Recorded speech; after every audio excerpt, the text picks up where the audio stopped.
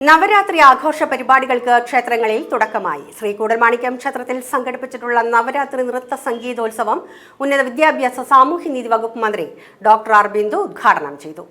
Devaswom managing committee chairman advocate CK Gopi അധ്യക്ഷത വഹിച്ച ചടങ്ങിൽ ദേവസ്വം ഭരണസമിതി അംഗങ്ങളായ advocate KG Ajaykumar, VC Prabhakaran, doctor Murali Haritham, Raghavan Mulangadan, K Bindu എന്നിവർ പങ്കെടുത്തു. തുടർന്ന് വിവിധ കലാപരിപാടികൾ നടന്നു.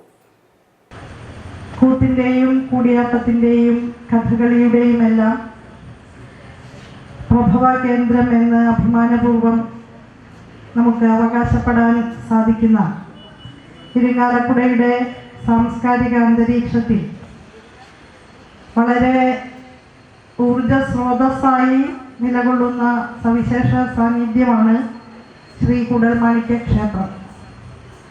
ഈ ക്ഷേത്രവുമായി ബന്ധപ്പെട്ട് അതിന് ചുറ്റുമുള്ള പ്രദേശങ്ങളിലാകെ കലാചൈതന്യം പ്രസരിപ്പിച്ചുകൊണ്ട് ഒട്ടേറെ പ്രതിഭാശാലികളായ കലാകാരന്മാരും കലാകാരികളും പ്രവർത്തിക്കുന്നു എന്നുള്ളത് നമുക്ക് എക്കാലത്തും അഭിമാനം പകരുന്ന കാര്യമാണ്. ക്ഷേത്രകലകളും അനുഷ്ഠാന കലകളും മാത്രമല്ല, അതിസാധാരണക്കാരായ ജനങ്ങൾക്കിടയിൽ നിന്ന് പൊട്ടിമുളയ്ക്കുന്ന നാടൻ കലാരൂപങ്ങളും വലിയ രീതിയിൽ നമ്മുടെ ഇരിങ്ങാലക്കുടയ്ക്കും അനുബന്ധ പ്രദേശങ്ങൾക്കും അഭിമാനമായിട്ട് ഒപ്പമുണ്ട് എന്ന് കൂടി സന്തോഷപൂർവ്വം ഞാൻ ഈ അവസരത്തിൽ ചൂണ്ടിക്കാണിക്കുകയാണ്.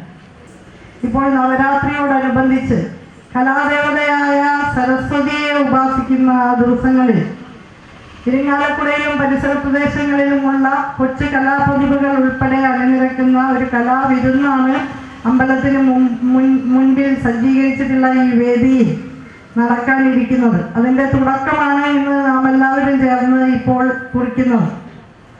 കലയ്ക്കും സാഹിത്യത്തിനുമെല്ലാം മനുഷ്യരുടെ മനസ്സുകൾക്കിടയിൽ പാലം കെട്ടുക എന്നുള്ള ഒരു ഉത്തരവാദിത്തമുണ്ട്.